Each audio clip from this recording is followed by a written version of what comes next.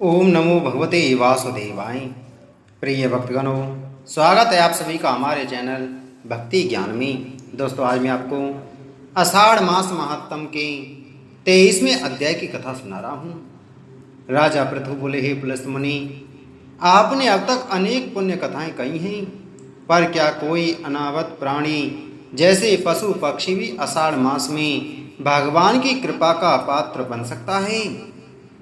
क्या उनके भीतर भी ईश्वर भक्ति का सामर्थ्य है? पुलस्त मुनि बोले, हे राजन, यह प्रश्न अत्यंत रहस्यमय और गूढ़ है। अब सुनो एक गौ माता की कथा, जिसने आषाढ़ मास में उपवास और स्मरण मात्र से भगवान विष्णु को प्रसन्न कर दिया। प्राचीन समय की बात है।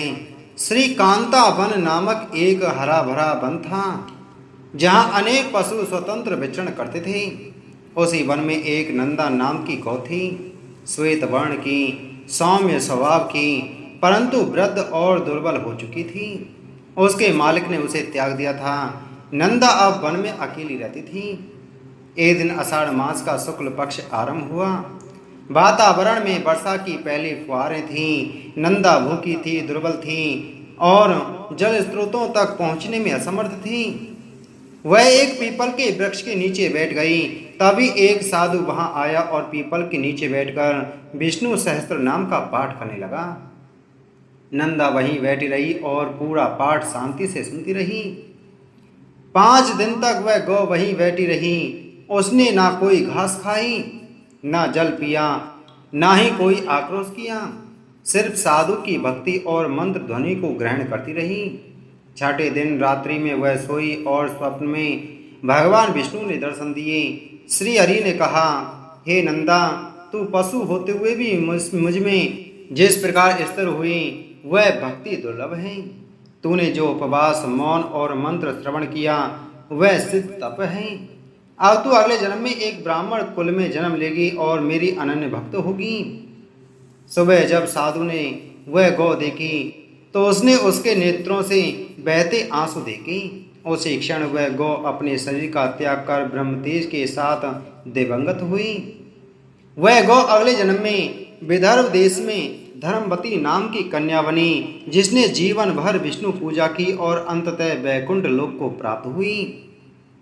पुलस्त मुनि बोले, हे पृथु, आषाढ़ मास की महिमा ऐसी है कि भक्ति और करुणा से किया गया छोटा सा प्रयास भी भगवान को प्रसन्न कर देता है, चाहे वह मनुष्य करे या पशु। जो इस कथा को सुनता है, उसके हृदय में करुणा जागती है, उसमें अहिंसा और सेवा का भाव उत्पन्न होता है और अंततः उसे भगवत कृपा प्राप्त होती है। पुलस्त मुनि बोले, हे पृथु, जो भक्त आषाढ़ मास में हरि नाम का कीर्तन करता है और तुलसी देवी की सेवा करता है, वह अपने समस्त पापों से मुक्त होकर भगवान विष्णु के परम धाम को प्राप्त करता है। अब मैं आपको एक ऐसी ही कथा सुनाता हूँ। बहुत समय पहले कांचनपुरी नामक नगरी में एक वृद्धा सत्यवती रहती थी।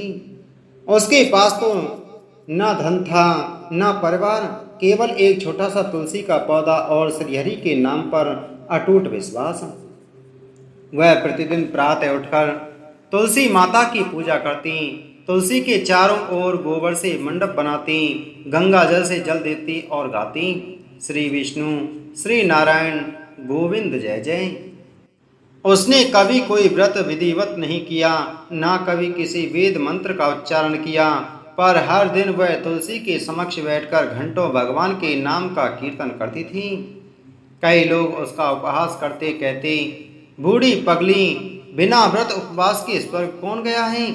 पर सत्यवती हंसकर कहती, जो अपने आंगन में तुलसी को बिठा ले, वो वैकुंठ की सीढ़ी पर पहला पांव रख देता है।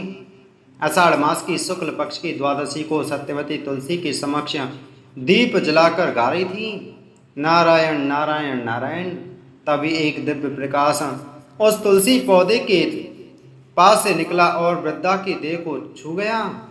वह मूर्छित हो गई। स्वप्न में भगवान विष्णु स्वयं प्रकट हुए, बोले, हे भक्ति, तुमने जिस प्रेम और श्रद्धा से मेरा नाम जपा और तुलसी माता की सेवा की, मैं उससे अत्यंत प्रसन्न हूँ। तुम वैकुंठ की अधिकारी हो।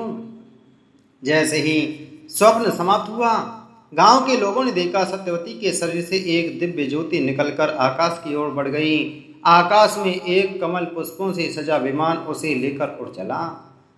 तुलसी सेवा संयुक्तम हरिनामेक कीर्तनम आषाढ़े मासे यह कुर्यात स विष्णु हो सायुज्यम ब्रजेत। जो भक्त आषाढ़ मास में तुलसी सेवा के साथ श्रीहरि का नाम जप करता है वह भगवान विष्णु के साथ सायुज्य मोक्ष को प्राप्त करता है।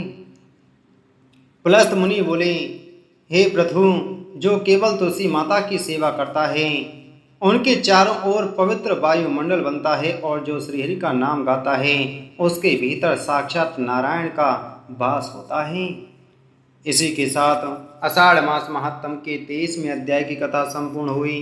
बोलो विष्णु भगवान की जय।